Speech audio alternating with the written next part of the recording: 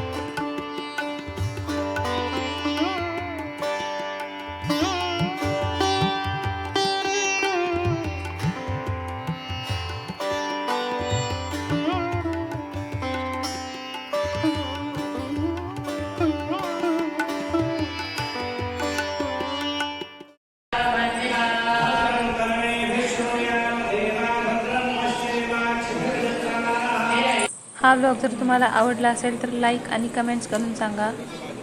चला बाय.